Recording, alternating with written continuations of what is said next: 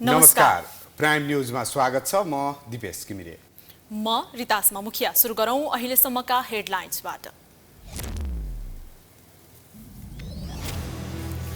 प्रधानमन्त्री प्रचण्डको भारत भ्रमणको तयारीका लागि परराष्ट्रमा सावधले लिए शपथ। 8औं पटक विस्तार हुँदा पनि मन्त्री परिषद अपूर्ण, सुशासन गफ मात्रै भएको टिप्पणी।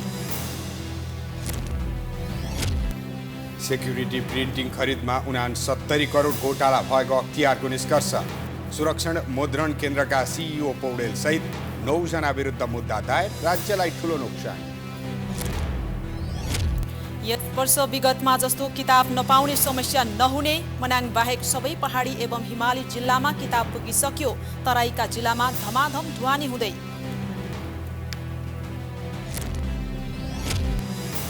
सुडानमा 2 सुरक्षा निकाय बीचको भिडन्तमा परि कम्तीमा 56 जनाको मृत्यु। अर्धसैनिक समूहद्वारा राष्ट्रपति भवन कब्जा। हवाई उडान अनिश्चितकालका लागि रद्द। र नेपालले क्रिकेट इतिहासमै पाएको सबैभन्दा ठूलो जिम्मेवारी एसीसी प्रिमियर कप वैशाख 5 गतेदेखि सुरु हुँदै। प्रतियोगिताका लागि 14 सदस्यीय टोली घोषणा। अब प्राइम न्यूज विस्तारमा।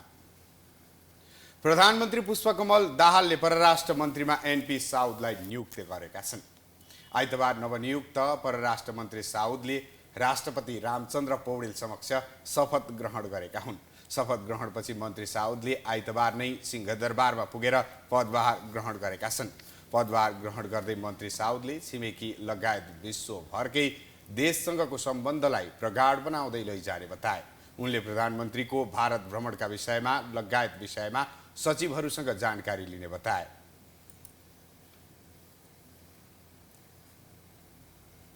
यसमा चाहिँ हामी छलफल अगाडि बढाउँछौँ। भर्खरै म कार्यालयमा आएको छु। अब सचिवजी उहाँहरू त्यसमा संलग्न हुनुहुन्छ। म सबै कुराको बारेमा ब्रिफिङ लिएर त्यसको बारेमा अनि भन्नेछु।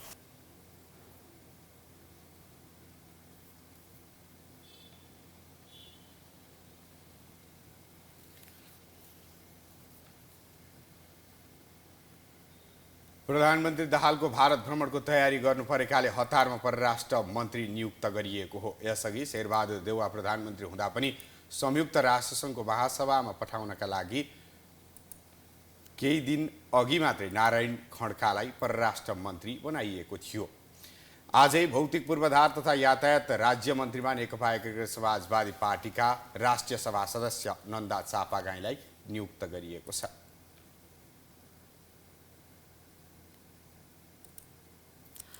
प्रधानमन्त्री प्रचण्डले 8औं पटक मन्त्री परिषद विस्तार गरे पनि अझै पूर्ण हुन सकेको छैन। स्थिरता र सुशासनको नारा लगाएर नथाक्ने प्रधानमन्त्रीले वैशाखको अन्तिम साता गर्ने भारत भ्रमणको तयारी तीव्र बनाउन कांग्रेसका नेता एनपी साउदलाई परराष्ट्र मन्त्रीमा नियुक्त गरेका हुन्।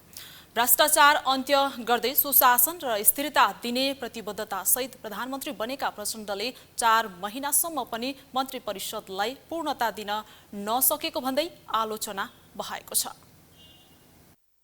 गत पुस 10 गते प्रधानमन्त्रीमा नियुक्त भएका प्रचण्डले राजनीतिक समीकरणको आधारमा पहिले एमाले सहित साना दलको समर्थनमा र पछि कांग्रेस सहितको समर्थनमा प्रधानमन्त्रीमा आफ्नो निरन्तरता दिइरहेका छन्। तर उनले मन्त्री परिषदलाई भने किस्ता किस्तामा विस्तार गर्ने गरेका छन्। आइतबार मात्र कांग्रेस नेता एनपी साउदलाई परराष्ट्र मन्त्री नियुक्त गरेर उनले आफ्नो मन्त्री परिषदको 8औं पटक विस्तार गरेका छन्। अझै मन्त्रीमण्डलले पूर्णता पाएको छैन। प्रधानमन्त्रीले सत्ताको प्रमुख घटक कांग्रेसले पाउने मन्त्रीको सिट संख्याको आधारमा एकैपटक मन्त्रीको नाम नपठाएका कारण किस्ता किस्तामा मन्त्री परिषद पुनर्गठन गर्नु परेको हो। हामी त अब कोलिसनमा छौँ। कोलिसन पार्टीले जो व्यक्ति मन्त्रीको रूपमा दियो त्यही व्यक्ति हुने कुरा भयो। यसमा त मैले कुनै कमेन्ट गर्न सक्ने कुरा भएन। तर अब अहिले शपथ गर्न चाहिँ अझ सबै भइदिए हुन्थ्यो। आज परराष्ट्र मन्त्री मात्रै भयो। अरू बाँकी मन्त्रालयको सबै गर्न पाए राम्रो हुन्थ्यो भन्ने हो। मेरो त ढिला भएछ भन्ने लाग्छ। कांग्रेसभित्रको शेखर गगन समूहले मन्त्रीमा भागबण्डा नमिलेको भन्दै नाम नदिएपछि मन्त्री परिषद विस्तार रोकिएको हो। शेखर गगन निकट सहमहामन्त्री जीवन परियारले अझै मन्त्रीमा नाम पठाउने वातावरण बनि नसकेको बताए। मन्त्रीमण्डललाई पूर्णता दिने कुरा विशेष गरी पार्टी सभापतिले नै यसको नेतृत्व गर्नुभएको छ र उहाँले जति सके छिटो मन्त्रीमण्डल गठन गर्ने कुरामा पार्टी सभापतिको तदारकता भयो भने छिटै सम्पन्न हुन्छ। तपाईँहरूको समूहबाट नामै दिनुहुन्न? अब नाम नदिने भने नाम दिनलाई पनि त वातावरण बनाउनु पऱ्यो नि। वातावरण नबनेको कारणले गर्दा ढिला भएको हो। मलाई विश्वास छ अब छिटै नै यसले पूर्णता पाउँछ। भ्रष्टाचार अन्त्य गर्दै सुशासन र स्थिरता दिने प्रतिबद्धतासहित प्रधानमन्त्री बनेका प्रचण्डले पटक पटक गरी 8औं पटक मन्त्री परिषद विस्तार गर्नुले उनको सुशासन र प्रतिबद्धता नारामा मात्रै सीमित भएको छ। प्रमुख प्रतिपक्षी दल एमाले मन्त्री परिषदलाई समेत लामो समयसम्म पूर्णता दिन नसक्ने प्रधानमन्त्रीले देश र जनताको पक्षमा काम गर्न नसक्ने बताएको छ।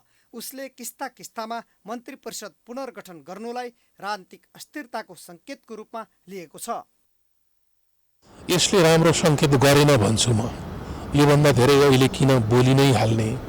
यो किस्ता किस्तामा मन्त्री परिषदको पुनर्गठन हुने जुन तौर तरिका देखिएको छ यसले राम्रो सङ्केत गरेन। देशमा महँगी, बेरोजगार, भ्रष्टाचार जस्ता विषय ज्यूका त्यौँ रहेका बेला सरकारले पूर्णता पाउन पनि नसक्नुलाई विडम्बनापूर्ण नै मान्नुपर्छ।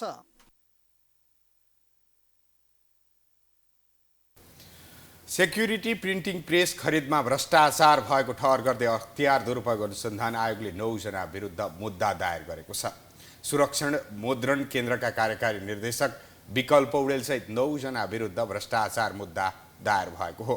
मुद्दा दायर गरिएका अन्यमा सिडिई नवीन कुमार पोखरेल, त्यसैगरी सहायक निर्देशक रमेश प्रसाद पोखरेल, शाखा अधिकृत मणिकमान महर्जन, पूर्व लेखा अधिकृत रामबहादुर बुढा, शाखा अधिकृत Shirish Upadhyay, engineering marketing consult प्रणालीका प्रबन्ध निर्देशक रोहितमान प्रधान, मेपटेक वेल्डिङ सर्भिसेस प्रणालीका निर्देशक भुवन महर्जन र परामर्शदाता वस्तु शिल्प एसोसिएटका प्रबन्ध निर्देशक मित्रलाल गुरौ रहेका छन्।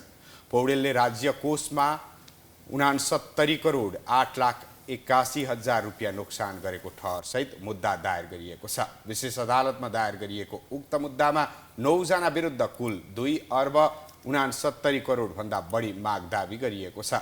नेपाल सरकारको सम्पत्ति गैर कानुनी तवरले हानि नोक्सानी तथा सरकारी रकम दुरुपयोग गरी सुरक्षण मुद्रणका लागि आवश्यक विद्युतीय पूर्वाधार खरिदमा भ्रष्टाचार गरेको पुष्टि भएको हुँदा उनीहरूमाथि आरोप पत्र दायर गरिएको अख्तियारका प्रवक्ता भोला दाहालले जानकारी दिएका छन्।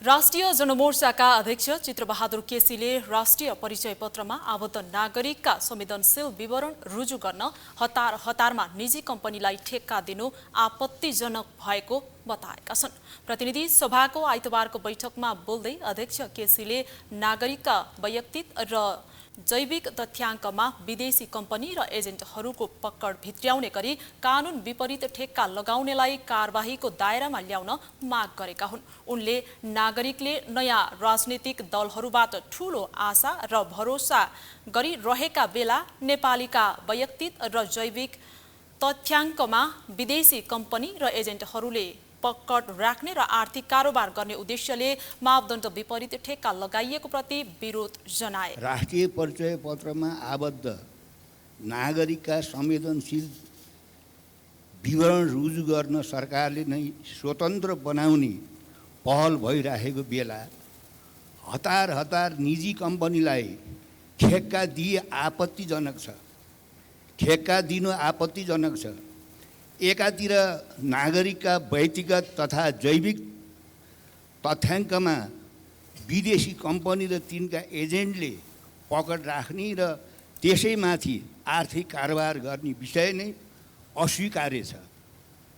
उनले राष्ट्रिय स्वतन्त्र पार्टीलाई लक्षित गर्दै नयाँ भनिएका पार्टीहरूले पनि पुराना प्रवृत्ति छाड्न नसकेको टिप्पणी गरे। उक्त पार्टीका सभापति रवि लामिछानेले गृहमन्त्री पाएका बेला आफ्नो स्वार्थ अनुसार काम गरेर नागरिकका संवेदनशील विवरण रुजु गर्न हतार हतारमा निजी कम्पनीलाई ठेक्का दिएको प्रति केसीले असन्तुष्टि जनाएका हुन्। विगतका वर्षहरूमा शैक्षिक सत्र सुरु भएको लामो समयसम्म विद्यार्थीले पाठ्य पुस्तक पाउन नसक्दा सरकारको चर्को आलोचना हुने गर्थ्यो। सरकारले पाठ्यपुस्तक छपाईको जिम्मा दिएको जनक शिक्षा सामग्रीले ग्रामीण तथा हिमाली भेगमा रहेका विद्यालयमा पाठ्यपुस्तक समयमै पुर्याउन सकेको थिएन। तर यस वर्ष शैक्षिक सत्रमा भने भर्ना हुनासाथ विद्यार्थीको हातमा पाठ्यपुस्तक पुग्ने भएको छ। आइतबारदेखि यस वर्षको शैक्षिक सत्र सुरु भएको छ। नयाँ शैक्षिक सत्रका लागि जनक शिक्षा सामग्री केन्द्रले विद्यालय तहका पाठ्यपुस्तक धमाधम वितरण गरिरहेको छ। त्यस्तै जनक शिक्षाले अहिलेसम्म 56वटा जिल्लाका विक्रेतालाई पुस्तक बिक्री वितरण गरिसकेको छ भने 21वटा जिल्लामा पुस्तक वितरणको कार्य भइरहेको जनक शिक्षाले जनाएको छ। जनक शिक्षा सामग्री केन्द्रका प्रबन्ध सञ्चालक अनिल कुमार झाले पहिलो हिमाली, दोस्रो पहाडी र दुर्गम तथा अन्तिम चरणमा सुगम जिल्लामा पाठ्यपुस्तक बिक्री गरिने जानकारी दिए। त्यस्तै अहिलेसम्म मनाङ बाहेक अन्य हिमाली तथा ग्रामीण भेगमा पाठ्यपुस्तकहरू वितरण भइसकेको केन्द्रले जनाएको छ। त्यस्तै सुगम जिल्लाहरूमा पनि धमाधम पाठ्यपुस्तक वितरणको काम भइरहेको छ। 56वटा जिल्लामा हामीले विक्रेताहरूलाई पाठ्यपुस्तक बिक्री वितरण गरिसकेका छौँ। उहाँहरू कतिपय पाठ्यपुस्तकहरू विद्यालयमा पुगिसकेका छ, कतिपय चाहिँ बाटोमा होला। 2-4 दिनमा बाटोमा भएका पुस्तकहरू 2-4 दिनमा पुगिसक्छ र अहिले बाँकी जुन 21वटा जिल्लामा जुन बाँकी छ वितरण गर्न, त्यो अहिले पनि देशभर धमाधम बिक्री वितरण भइरहेको छ। पूर्व शिक्षा मन्त्री देवेन्द्र पौडेलले यस वर्ष समयमा नै पाठ्यपुस्तक विद्यार्थीको हातमा पुग्नु सकारात्मक भएको प्रतिक्रिया दिएका छन्। आफू शिक्षा मन्त्री हुँदा छपाई गर्ने मेसिन, कागज लगायतका सामग्री समयमा नै व्यवस्थापन गर्नका लागि ध्यान केन्द्रित गरेकोले अहिले नतिजा देखिएको पौडेलको दाबी छ। मेसिन किन्नुपर्ने थियो, हामीले त्यति बेला निर्णय गरेर 4वटा मेसिन किनेका थियौँ। त्यसपछि प्रशासनिक सुधार थियो, प्रशासनिक सुधारमा यही ठाउँमा सुधार गर्ने भनेका थियौँ। तेस्रो चाहिँ ठेक्कापट्टासित सम्बन्धित चाहिँ झन्झटिलो थियो। कागज ल्याउने कुरा, कागज चाहिँ ल्याएर छाप्ने कुरा र त्यसको चाहिँ कोटेसन प्रणाली पनि अलि ढिला प्रकृतिको थियो। त्यसलाई हामीले करेक्सन गरेका थियौँ र त्यसको साथसाथै ढुवानीसित सम्बन्धित कुरा पनि झमेला थियो। यी कुराहरूलाई चुस्त दुरुस्त बनाउने प्रक्रिया सुरुवात गरेको हुँदाखेरि अहिले चाहिँ समयमा पाठ्य पुस्तकहरू पुग्ने जुन तपाईँले देख्नुभएको छ, यो राम्रो सङ्केत हो। म खुसी छु। विगतका वर्षहरूमा कोभिड महामारीका कारणले पुस्तक छपाईमा समस्या आएकोले पुस्तक वितरण समयमा हुन नसकेको केन्द्रले जनाएको छ। यस वर्ष भने विगतका समस्यालाई मध्यनजर गर्दै छपाई मेसिन र काम गर्ने जनशक्ति बढाएर काम गरेकोले समयमै पाठ्यपुस्तक उपलब्ध गराउन सकेको केन्द्रको दाबी छ। साथै यसपटक पनि विगतको समस्या दोहोरिन नदिन सरकारले पुस्तक छपाईको निरन्तर अनुगमन गरिरहेको केन्द्रले जनाएको छ। गत वर्ष त 2टा छपाई मेसिन थियो, वे मेसिन 4 कलरमा थियो। अहिले हाम्रो 2लाई बढाएर 5मा पुर्याएका छौँ, 3टा थपियो। यसरी हाम्रो छपाई मेसिन थपेपछि हाम्रो पाठ्यपुस्तक उत्पादनको क्षमतामा अत्यधिक वृद्धि भयो। एउटा त्यो कारण हो। अर्को विगतको तुलनामा यो वर्षको भने कोरोनाको प्रभाव त्यति परेन यो वर्ष गत विगतको तुलनामा। रुस युक्रेनको युद्धको कारणले गर्दा गत वर्ष अलिकति प्रभावित भएको त कागज आपूर्तिमा असहज भएको थियो। यो वर्ष त्यस किसिमको समस्या भएन। कक्षा 6 देखि 10 सम्मका लागि 1,50,00,000 थान पाठ्यपुस्तक छाप्नुपर्ने हुन्छ। कक्षा 1 देखि 5 सम्मका लागि 1,20,00,000 थान पाठ्यपुस्तक छाप्नुपर्ने हुन्छ। जनक शिक्षा सामग्रीले चैत 24 गतेदेखि बिक्री वितरण कार्य सुरु गरेकोमा वैशाख 10 गतेभित्र सबै जिल्लामा पुस्तक पुर्याउने लक्ष्य लिएको छ। यसअघिका शैक्षिक सत्रमा सरकारले ग्रामीण तथा हिमाली भेगका विद्यालयहरूमा कहिल्यै पनि समयमा पाठ्यपुस्तक उपलब्ध गराउन सकेको थिएन। नागरिक स्तरको बारम्बारको आलोचनापछि यस वर्ष भने सरकारले शैक्षिक सत्र सुरु हुनसाथ सबै विद्यालयहरूमा पाठ्यपुस्तक पुर्याउने लक्ष्य लिएको छ। प्राइम टेलिभिजनका लागि क्यामेरामा दिनेश सार्कीका साथ सबिना कार्की, भक्तपुर। नेकपा एमालेका सांसद रघुजी पन्तले संसदमा प्रधानमन्त्री नदेखिएको भन्दै हराएको सूचना पढेर कटाक्ष गरेका छन्।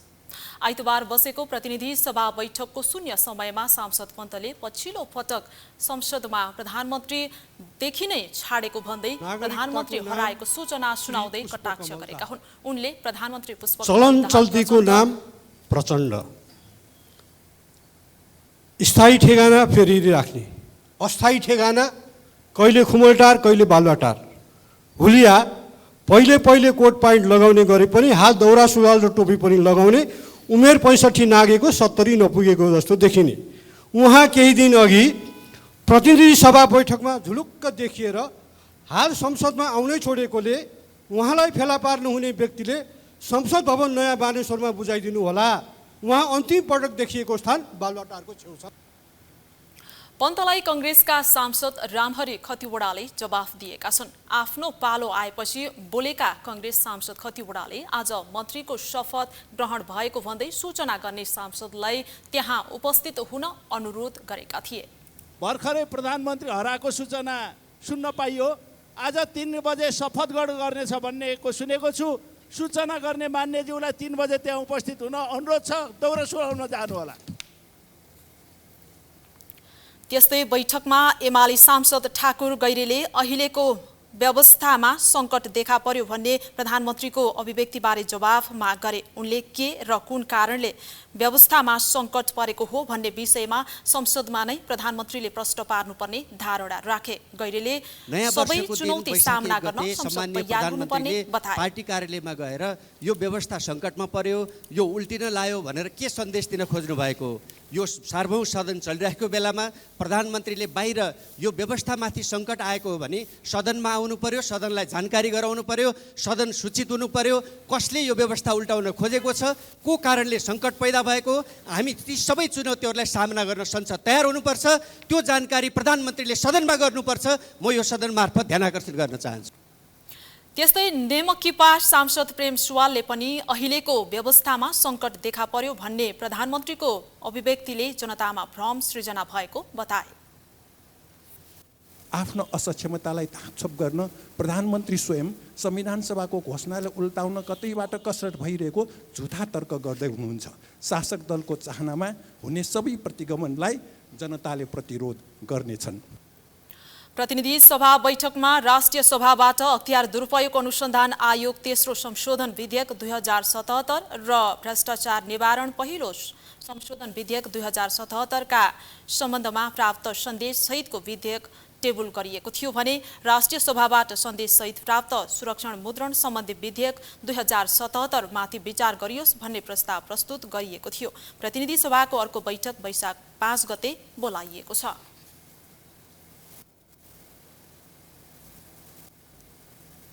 प्राइम न्यूज अझै जारी छ। हामी ब्रेकपछि आउँछौँ।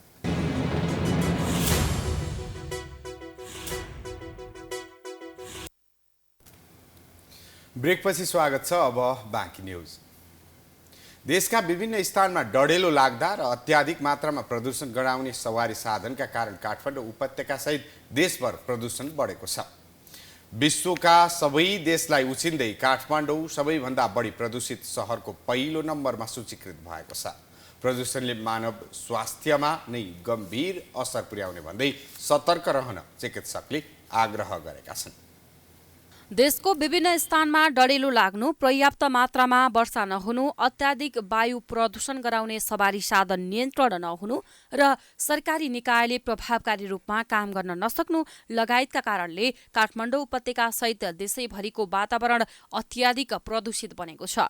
विशेष गरी नेपालको संघीय राजधानी काठमाडौँ त झनै प्रदूषित हुने गरेका छन्। आइतबार पनि काठमाडौँको प्रदूषणले विश्व रेकर्ड बनाएको छ। अर्थात् काठमाडौँ विश्वका प्रदूषित सहरको पहिलो स्थानमा परेको छ। विश्वभरका सहरको वायु प्रदूषणको मात्रा नाप्ने IQAR का अनुसार आइतबार सबैभन्दा बढी प्रदूषित सहरको सूचीमा काठमाडौँ पुगेको हो। विश्व स्वास्थ्य संगठनको मापदण्डमा PM 2.10 र न्यूनतम 25 माइक्रोग्राम हुनुपर्ने व्यवस्था छ भने नेपालमा 40 माइक्रोग्राम हुनुपर्ने व्यवस्था छ। तर उपत्यका सहित तराईमा नेपाल सरकारले तोकेको मापदण्ड भन्दा 100 PM बढी प्रदूषण भएको छ। एयर क्वालिटी इन्डेक्स AQI ले गरेको मापन अनुसार काठमाडौँको एयर भिजुअल सूचक IQ 196 रहेको छ। उक्त सूचक 151 देखि 320 मा रहनु अस्वस्थकर मानिन्छ। तर नेपाल सो सूचीमा नेपालको वायु प्रदूषण अति अस्वस्थकरमा देखिएको छ। वातावरणविदका अनुसार वातावरणको अवस्था हेर्दा अझै बढ्न सक्ने संकेत गरेका छन्। विशेष गरी डढेलो नियन्त्रण र सवारी साधनबाट निस्किने प्रदूषण नियन्त्रण गर्नुपर्ने वातावरणविद बताउँछन्। अनि यसलाई प्रायोरिटीमा ल्याउनै सकेका छैन कि होइन। अनि बनाइदिएको छ अनि गर्नेले गरिरहेछ, कुनैले गरेका छैन। अब त्यसको मोनिटरिङ पनि गरेका छैन, के भइरहेछ मतलब छैन। जस्तो कि भनौँ अब मैले अघि भने नि अहिले त फरेस्ट फायरले गरेर एकदमै बढ्यो, तर हामी कहाँ जहिले पनि बढी छ। कारण तपाईँलाई थाहा छ नि 4-5 नम्बरबाट तलै झर्दैन हामी होइन। त्यो भने पनि अति नै हो नि होइन। काठमाडौँमा भनेको त्यो भनेको जहिले पनि हामी कहाँ छ नि त। अब त्यसलाई घटाउनलाई नसकिने होइन कि। अनि त्यसमा पनि मैले भने गभर्मेन्ट मात्र नभइकन अहिले चाहिँ सबैले नै, किनभने हाम्रै हो नि त सबैको, त्यसमा पनि बच्चा बुढाबुढी अनि हाम्रो पनि बिस्तारै अब तपाईँले हेर्नुभयो भने सबैलाई खोकी लाग्ने, आँखा पोल्ने भइरहेछन्। प्रदूषित सहरको सूचीमा थाइल्याण्डको चियाङ मेई दोस्रो नम्बरमा र बङ्गलादेशको ढाका तेस्रो नम्बरमा रहेको छ। भारतका 2 सहर दिल्ली र कोलकाता, पाकिस्तानको लाओस र भियतनामको हाइनोई सहर पनि अस्वस्थकर प्रदूषण भएकोमा परेका छन्। डढेलोबाट उत्पन्न प्रदूषणले दीर्घरोगीलाई समेत असर गराउन सक्ने भएकोले सजग रहन वातावरणविदको सुझाव छ। यस्तो अवस्थामा दीर्घरोगी जस्तै दम, मुटु, फोक्सो, मृगौलाका बिरामीले विशेष ध्यान पुर्याउनु पर्ने वातावरणविदको सुझाव छ। फोक्सोमा जाने भएपछि तपाईँले लिएको एयरसँग त्यसमा गयो, अब त्यहाँ डिपोजिट भयो नि त तपाईँको। फोक्सोमा त अब भरिन थालेपछि अब हावा पुग्दैन। अनि त्यसले गर्दाखेरि तपाईँलाई सबभन्दा पहिला देखाउने भनेको अब श्वास प्रश्वासै हुन्छ। अनि त्यसपछि चाहिँ बिस्तारै अरू पनि गर्दै जान्छ यसले। जस्तो कि अब अक्सिजन कम भएपछि तपाईँको ब्लड फ्लो कम हुन जान्छ। आज बिहानैदेखि काठमाडौँको मौसम धुम्म हुनुले पनि वातावरण प्रदूषण झनै बढिएको देखिएको छ। प्रदूषित हावाकै कारण भिजिबिलिटी कम हुँदा देशैभर हवाई उडान समेत प्रभावित बनेका छन्। त्रिभुवन विमानस्थल कार्यालयका अनुसार आइतबार खराब मौसमका कारण आन्तरिक उडान समेत प्रभावित बनेका छन्।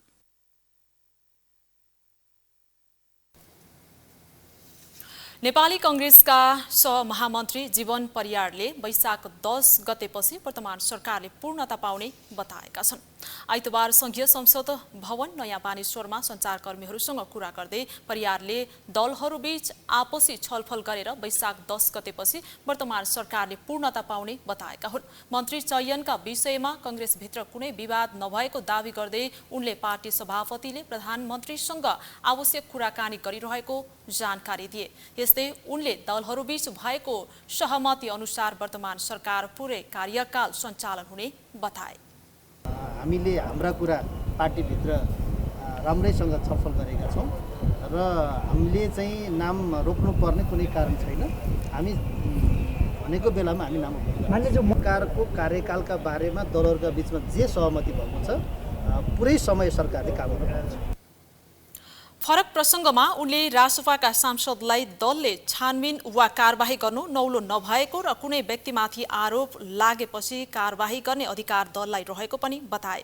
रासपाका प्रमुख सचेतक सन्तोष परियारले सांसदलाई कारबाही गरिएको पत्र सभामुख समक्ष पठाइसकेको भन्दै आवश्यक प्रक्रिया अघि बढ्ने जिकिर गरे। हामीले सभामुखलाई सङ्घीय संसद सचिवालयलाई पत्र पठाउने हो, पत्र पठाइएको छ। अब त्यस उप कारबाही चाहिँ सभामुखले गर्ने हो, उहाँले गर्नुहुन्छ। अब हेर्नुहोस् विगतमा पनि यस्तो खाले घटनाहरू नभएका होइनन्, योभन्दा अझ धेरै अझ ठुलो घटना भएकै हुन्। नेकपा एमालेका सचिव योगेश भट्टराईले वर्तमान सरकारसँग संसद चलाउने योजना नै नरहेको आरोप लगाए। भट्टराईले संसदलाई सरकारले बिजनेस दिने भए पनि अहिलेको सरकारसँग संसद चलाउने योजना नै नरहेको बताएका हुन्। अधिवेशन भनेको त्यसको बिजनेस सरकारले दिने हो। यो सरकारसँग संसद चलाउने कुनै योजनै छैन, दृष्टिकोणै छैन। संसदलाई कसरी व्यस्त बनाउने, यस्ता धेरै महत्त्वपूर्ण विधेयकहरू छन्। सङ्क्रमणकालीन न्याय सम्बन्धी विधेयक, सत्यनिरूपण मेलमिलाप आयोग सम्बन्धी विधेयक जुन छ त्यसलाई यो सदनले टुङ्ग्याउनु पर्थ्यो। उनले विभिन्न ऐनहरू अघि बढ्न नसक्दा प्रशासनिक संयन्त्रलाई अप्ठ्यारो अवस्थामा परेको र सरकार उत्तरदायी नदेखिएको धारणा राखे।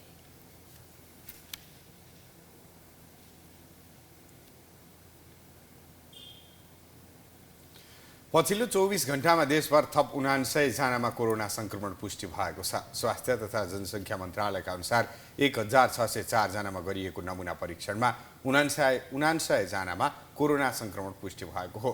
मन्त्रालयका अनुसार काठमाडौँ उपत्यकामा 4 जना भेन्टिलेटरमा रहेका छन्। जस्तै संस्थागत आइसोलेसनमा 37, त्यस्तै आइसियुमा 11 जना रहेका छन्। पछिल्लो 24 घण्टामा 50 जना कोरोनाबाट संक्रमण मुक्त भएका छन्। मन्त्रालयका अनुसार नेपालमा हाल कोरोनाका 377 जना सक्रिय संक्रमित रहेका छन्।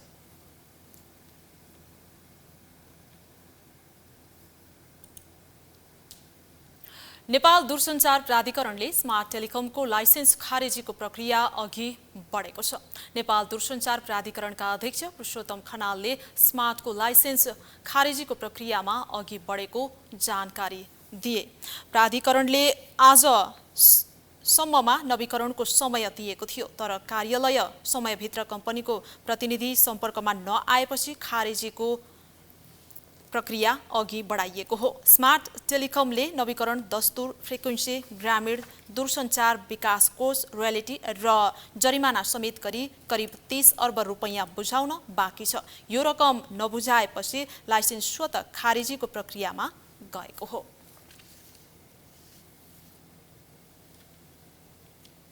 सवारी साधनको व्यवस्थित पार्किङका लागि करोडौं लागतमा काठमाडौँको गोङ्गबु क्षेत्रमा बस पार्क निर्माण गरियो, तर सवारी धनी, चालक र सरोकारवाला निकायको लापरवाही र बेवास्ताका कारण सडक छेउछाउमा पार्किङ गर्दा बस पार्क सुनसान छ।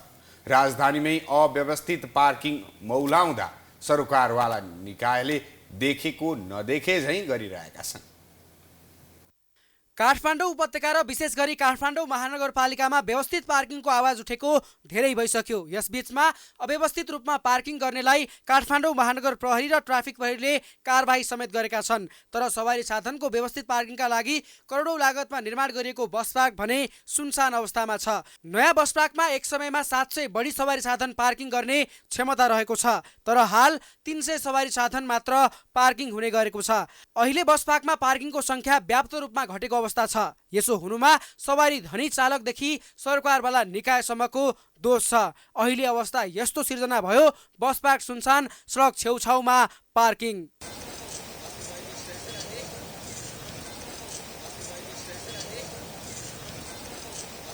नेपालमा विभिन्न योजनाहरू निर्माण हुने र कार्यान्वयनमा नआउने पुरानै रोग हो। अर्बौं लगानीमा बनेका यस्ता संरचनाहरू प्रयोगमा नआउँदा लगानी फ्रिज मात्र हुने गरेको छ। यही सिलसिला देशकै राजधानीमा रहेको मुख्य बस पार्कमा पनि दोहोरिएको छ। यो बस पार्कको पार्किङ प्रभावकारी बनाउन नसक्दा सरकारवाला निकायको कार्यदक्षतामाथि नै प्रश्न उठेको छ।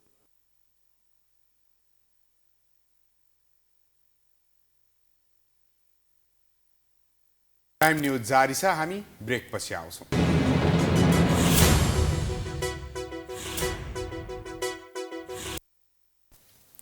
ब्रेकपछि पुनः स्वागत छ। अब बिजनेस न्यूज।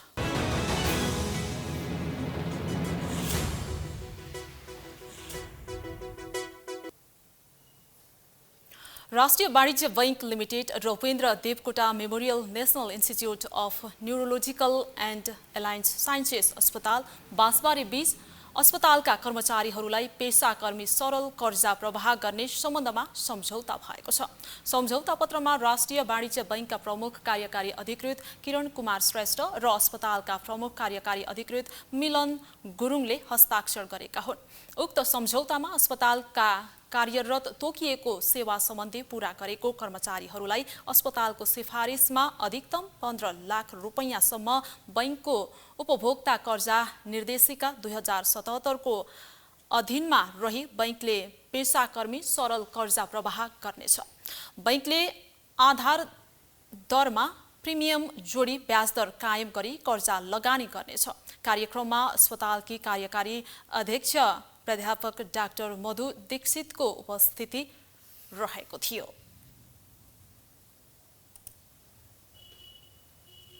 नयाँ वर्ष 2080 को अवसरमा शनिबार काठमाडौँको दरबार मार्गमा 16औं दरबार मार्ग सडक महोत्सव पर्पल स्याटरडे सम्पन्न भएको छ। नेपाली उत्पादन हाम्रो शान, सभ्यता र संस्कृति जोगाउनु हाम्रो काम भन्ने नाराका साथ यो महोत्सव आयोजना गरिएको हो। नेपाल उद्योग वाणिज्य महासङ्घ, दरबार मार्ग विकास बोर्ड र restaurant and bar association Nepal रेवानले एन्सलसँग सहकार्य गर्दै उक्त महोत्सव आयोजना गरेको हो। आन्तरिक पर्यटकलाई प्रवर्धन गरी देशको पर्यटन विकासमा टेवा पुर्याउने लघु, घरेलु, साना तथा मझौला उद्यम एवं पर्यटन उद्योगको मनोबल उच्च राख्ने, नेपाली उत्पादन, नेपाली परिकार र नेपाली संस्कृतिको प्रवर्धन गर्ने, काठमाडौँ महानगरपालिका भित्रको संस्कृति प्रवर्धन एवं संरक्षणमा सहयोग गर्ने यो महोत्सवको मूल उद्देश्य रहेको थियो।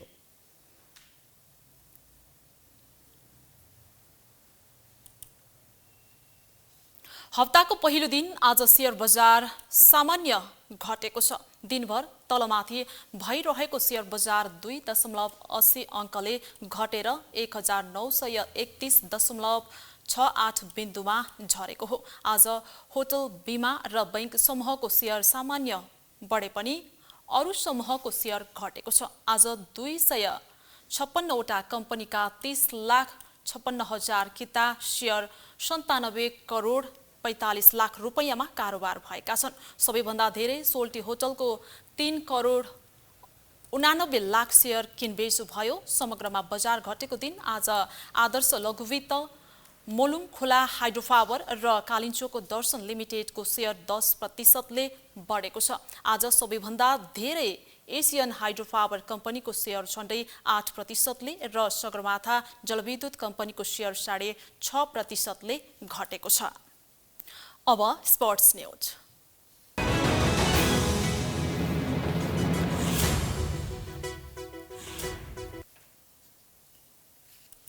नेपाली क्रिकेट इतिहासमै पाएको सबैभन्दा ठूलो जिम्मेवारी एसीसी प्रिमियर कप यही वैशाख 5 गतेदेखि सुरु हुँदैछ। पहिलो पटक आफ्नै अन्तर्राष्ट्रिय क्रिकेट मैदानमा नेपालले अन्तर्राष्ट्रिय प्रतियोगिता गर्न लागेको हो। घरेलु मैदानमै हुने प्रतियोगिताको उपाधि उचाल्ने लक्ष्यका साथ नेपाली क्रिकेट खेलाडीहरू प्रशिक्षणमा व्यस्त छन्। आगामी वैशाख 5 गतेदेखि 18 गतेसम्म नेपालमा एससीसी प्रिमियर कप हुँदैछ। क्रिकेट इतिहासमै सबैभन्दा ठूलो प्रतियोगिता आयोजनाको जिम्मेवारी पाएकोले यसलाई सफल बनाउन नेपालले हर प्रयास गरिरहेको छ। प्रतियोगिताका लागि विदेशी खेलाडी नेपाल आउने क्रम जारी छ। खेलका लागि त्रिवी क्रिकेट मैदान र मूलपानी अन्तर्राष्ट्रिय क्रिकेट रङ्गशाला पनि तयारी अवस्थामा छन्। अघिल्लो महिना आइसिसी क्रिकेट विश्वकप लिग 2 को प्रदर्शनसँगै नेपाल क्रिकेट टिमप्रति अङ्कगणितीय अपेक्षा बढेको छ। नेपालले यो उपाधि जित्न सके भारत र पाकिस्तान जस्ता टिमसँग खेल्ने सपना पनि साकार हुनेछ।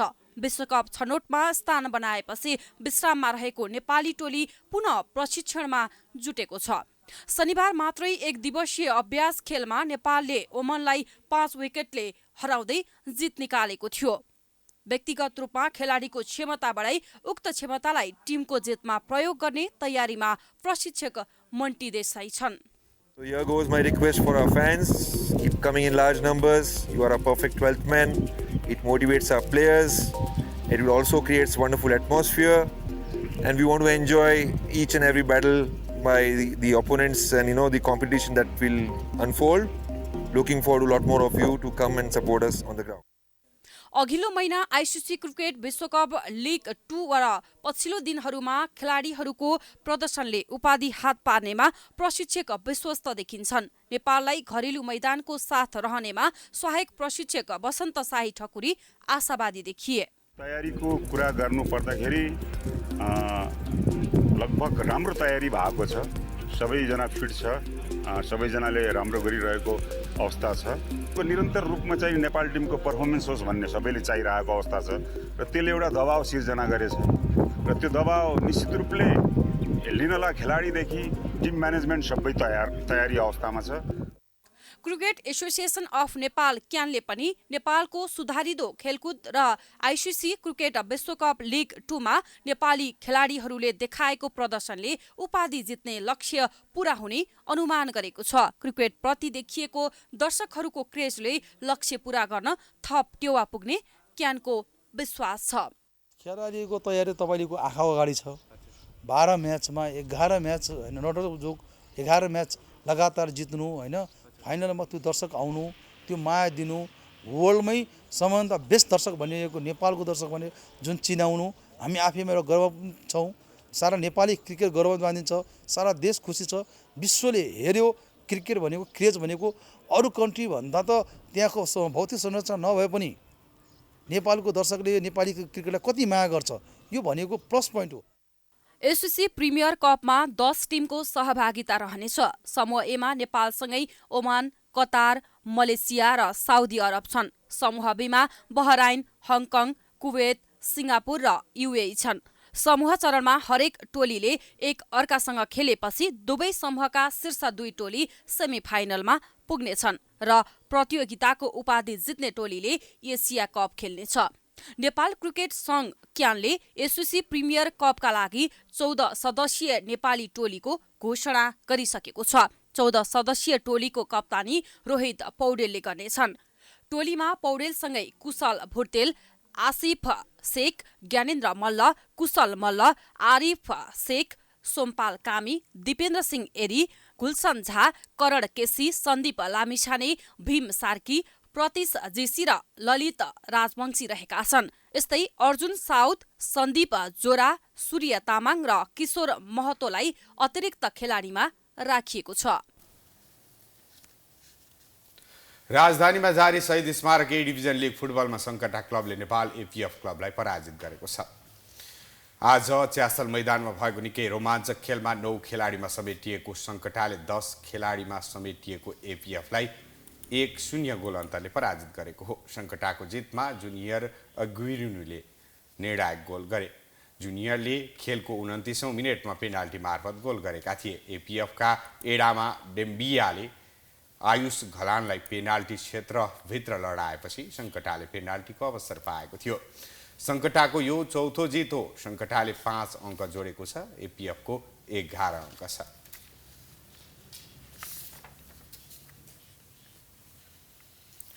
हामी प्राइम न्यूजको अन्त्यमा आइपुगेका छौँ। जाँदा जाँदै हेडलाइन्स पुनः एकपटक। प्रधानमन्त्री प्रचण्डको भारत भ्रमणको तयारीका लागि परराष्ट्रमा साउदले लिए शपथ। 8औं पटक विस्तार हुँदा पनि मन्त्री परिषद अपूर्ण, सुशासन गफ मात्रै भएको टिप्पणी। सेक्युरिटी प्रिन्टिङ खरिदमा 69 करोड घोटाला भएको अख्तियारको निष्कर्ष। सुरक्षण मुद्रण केन्द्रका सिइओ पौडेल सहित 9 जना विरुद्ध मुद्दा दायर। राज्यलाई ठूलो नोक्सानी। यस वर्ष विगतमा जस्तो किताब नपाउने समस्या नहुने। मनाङ बाहेक सबै पहाडी एवं हिमाली जिल्लामा किताब पुगिसक्यो। तराईका जिल्लामा धमाधम ढुवानी हुँदै।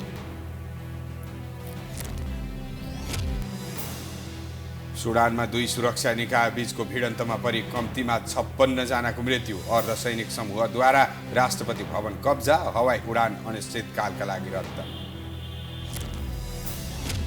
र नेपालले क्रिकेट इतिहासमै पाएको सबैभन्दा ठूलो जिम्मेवारी एसीसी प्रिमियर कप वैशाख 5 गतेदेखि सुरु हुँदै। प्रतियोगिताका लागि 14 सदस्यीय नेपाली टिम घोषणा। प्राइम न्यूज अहिलेलाई सकियो। यसपछिको कार्यक्रम जनता जान्न चाहन्छन् कृषि धमलाको साथ। हेर्दै गर्नुहोला प्राइम टेलिभिजन। नमस्कार।